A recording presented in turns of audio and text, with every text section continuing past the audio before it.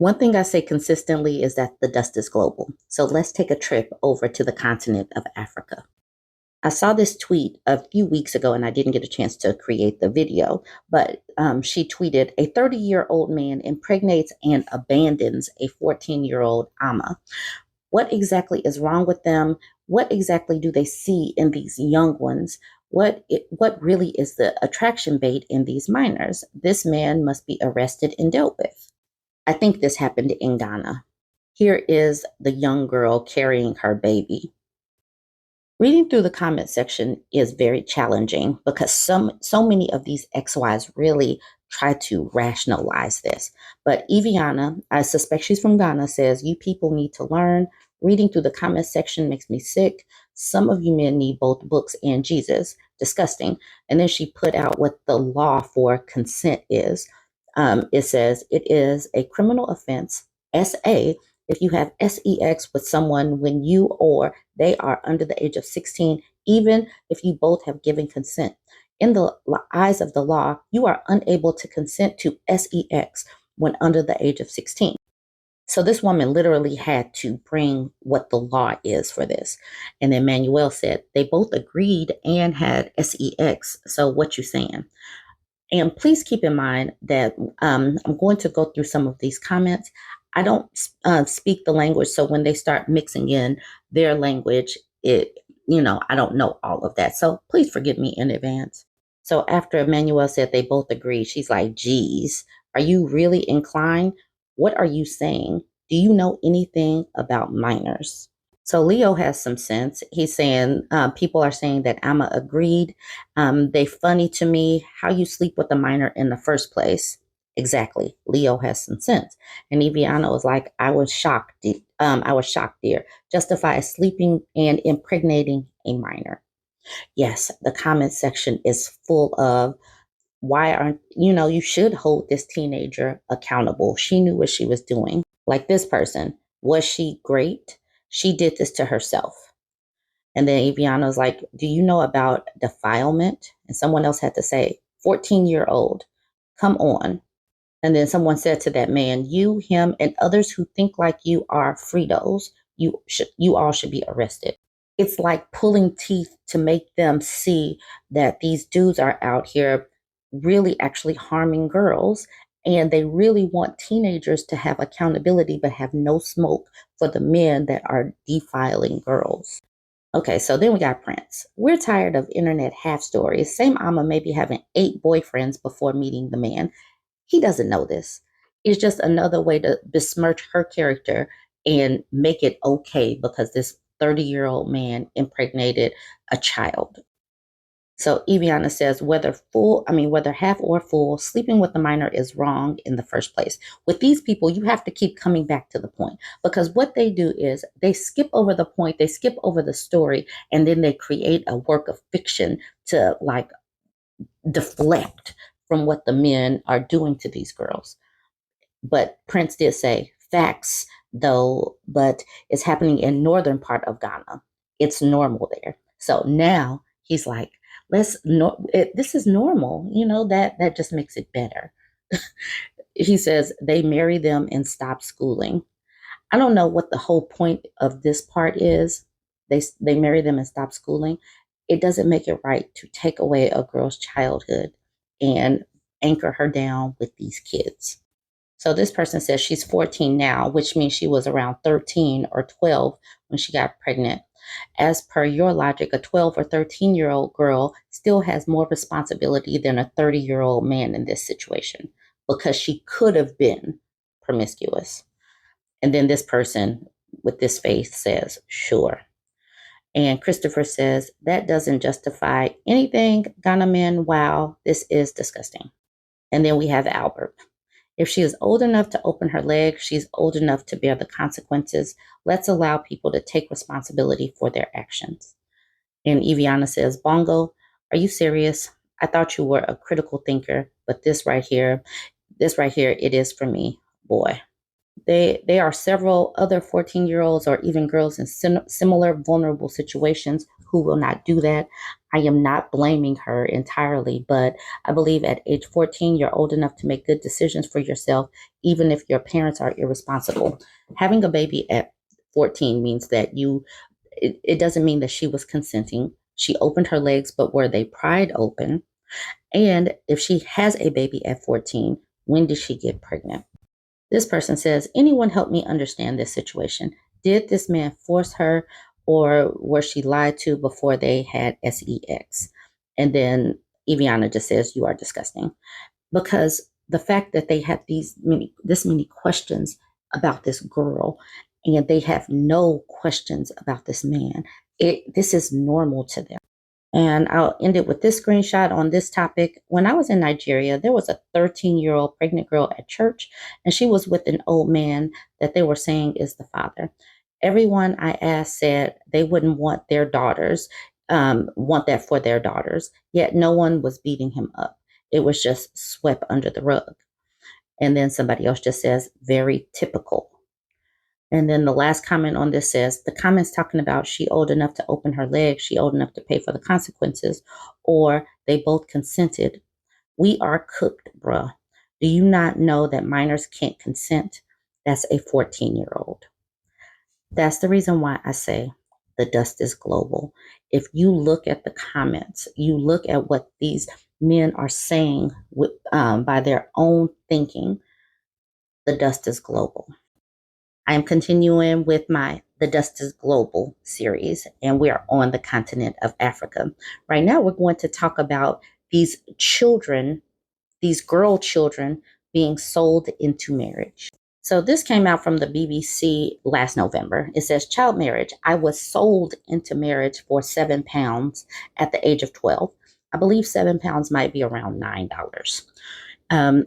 It says it is estimated that 1 in 5 girls across the world is married by the age of 18. Even in countries that have laws against child marriages, sometimes fail to enforce them. But in Malawi, some are seeing signs of change. Okay, let's see. The fact that some parents will sell their daughters just goes to show that girls are bred to be like goats or cows. But let's get into the article. The third time that we visit Tamara, we were told that she had left for the nearby fields early in the morning to till the soil. At 9 months pregnant, there was no rest for the 13-year-old.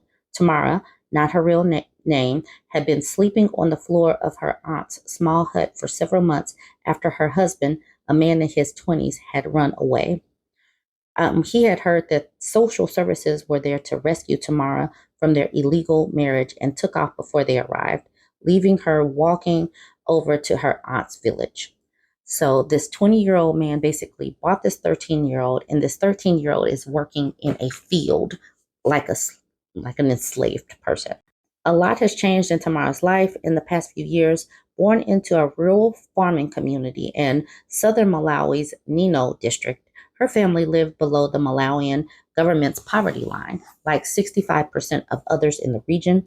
The war in Ukraine, a direct trade ally to Malawi, added pressure, halting wheat and fertilizer supplies and pushing up prices. When Tamara's parents fell ill and died in quick succession, their only child was taken by her grandmother. But after a month, when Tamara returned from school one day, her grandmother had some news. She told me I had to get married. She had already received money from a man, basically saying she sold her granddaughter to a man who Tamara had never met, had paid 15,000 Malawian, I guess the Malawi currency, or around $9 or £7. Tamara's grandmother had already spent the money on maize for the family, and the man was now impatient. He wanted the girl. He had paid for her to leave school and live with him.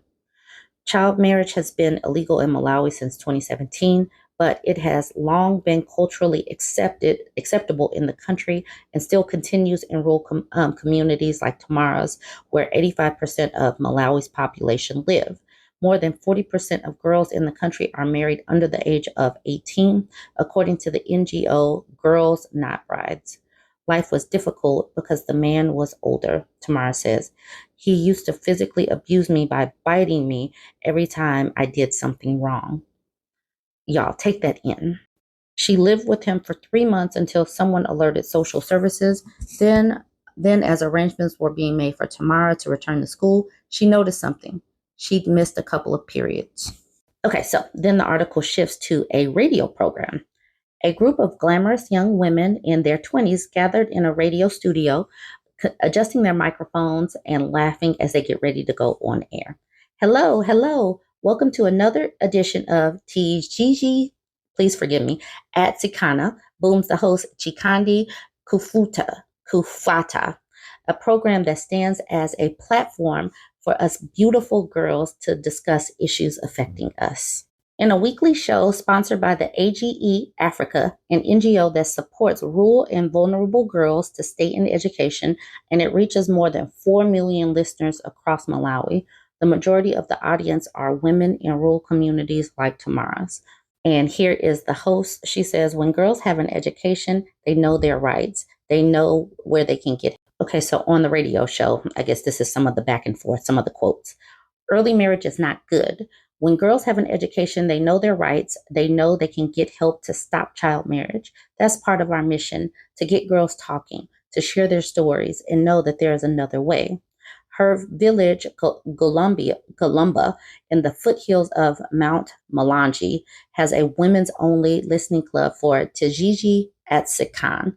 Another fan of the show, although he's not invited to the listening group, is local chief Benson Kwelani. He says he encourages girls to stay in school and will not give his blessing to a marriage if the girl is under 18. Married as children, some bullet points. About 650 million women alive today were married before their 18th birthday, according to the UN Children's Fund. South Asia is home to the largest number of child brides with more than 40% of the global total, followed by sub-Saharan Africa with 18%. Worldwide, about 21% of girls are married in childhood, according to aid organization World Vision. Child marriage rates have declined in Asia and Africa over the past decade, but in Latin America and the Caribbean, there has been no progress for 25 years, according to NGO Girls Not Brides. Okay, now they come back to Tamara. Tamara has given birth to a healthy baby boy. A small Malawian NGO based in the city of Blantyre called People Serving Girls at Risk paid for a man on a bicycle to pedal her to the local health clinic when she went into labor. They're also checking in regularly with her and her aunt. Tamara's labor was thankfully straightforward. Complications from pregnancy and childbirth are the leading cause of death in young women and adolescents, according to the WHO, so people have been concerned about her. Tamara's back home and doing well with her young son. Her family are very happy about his arrival, says Caleb Ngombo, executive director at People Serving Girls at Risk. She has the support of the community and her aunt, but the real work starts now. It would be better for her to return to school, but she also needs to support her child. Tamara tells the BBC her big hope for her son, Prince, is that he will be able to finish school. Tamara's aunt owns a fruit and vegetable stall, which brings in less than $50 or 39 pounds a month. It's a few steps away from their hut. Tamara helps out when she can, and she gets to see her friends. At the stall, a number of young girls come to collect provisions for their family. So this is the life of young girls in some of these countries. And this has got to change. So we have got to keep spreading awareness, because these girls deserve to be born and be more than just a goat that's bought and sold for the pleasure of an XY. I'll just leave it at that. Go ahead, please share these stories. And don't forget to like and comment for the algorithm. It helps to get the message out. Continuing with the Dust is Global series, the African edition, I have some of the comments that I've gotten on my YouTube page that I wanted to share. Actually, this one came from my TikTok page from Miss Darko. She says, in Africa, most men leave by the rule, if I ain't sleeping with you, I'm not taking care of my kids with you. This is coming from a man from Nigeria, where child support is not fully enforced. And that really needs to change because these children need support and women are not out here just making these babies by themselves. So this commenter is speaking on how Nigerian men act within marriage and regarding their children. She says it's the same as Nigerians in the UK. If they are born in Nigeria, they are more likely to want to marry quickly for immigration reasons, more likely to have mothers who did everything for them. So they will have the ideas that the woman will cook, clean, and rear the offspring. Domestic abuse, be it physical or mental, is a rife, and their parents will even side with him. Sometimes even the woman's family will side with the husband, making the woman feel betrayed by them. My aunt lost her life to her husband in Nigeria. He was controlling and abusive, but it seemed that she always went back to him. They had 5 kids, and despite the family telling her to get birth control, she ignored them and got pregnant again. Then one day during an argument, he kicked her in the stomach, packed a bag, and left. She bled to death and wasn't discovered until 3 days later. Let's just say the justice system in Nigeria isn't like the West. He got beaten up pretty good in prison. And let's just say the justice system is very slow and it took ages for the case to go to trial. But he did the crime, so not pity for him. He didn't think of his kids when he unalived their mom. Glad I had no affiliation to marry or have kids, but if I did, I would definitely not marry a Nigerian. So this person says, my Ghanaian parents have been married for 30 plus years, but that's only because my mom straight up refuses to leave my dad. And she even defends his behavior. She knows what he does to her and everybody else in the family is wrong. And she'll even complain about him when he's not there, but she won't let him go. He doesn't even provide for her financially. Right now, he's back in Africa with the 3 houses he built over there with the money from his now defunct businesses, while the rest of us are struggling to get by. He's been away since last year, but we all know he doesn't plan on coming back anytime soon because he doesn't want to get a job and be the provider. He hasn't been working since 2019, yet he has the audacity to proclaim that he is the head of the house and can treat people the way he wants. I'm sorry, treat people any way he wants. This person says, my father is Nigerian. Let's just say I didn't see him from 2 to 21. He blamed my mom and grandma for not seeing me. My fam never talked bad about him. I didn't hate him until I actually met him, and he blamed everyone except himself. He has done one thing for me in 43 years.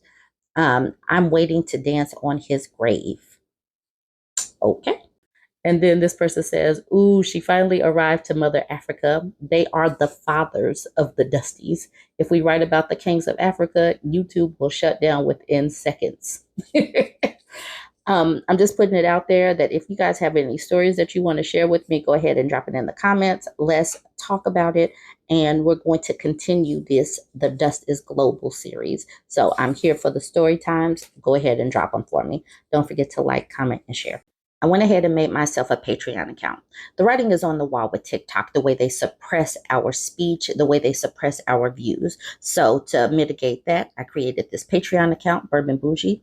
Also in the YouTube spaces, I see the way content creators that are in my space are being silenced, deplatformed, and demonetized. So we do not want the message to stop. We're already reaching so many people. So go ahead, support me, support the content, and join my Patreon page. Thanks.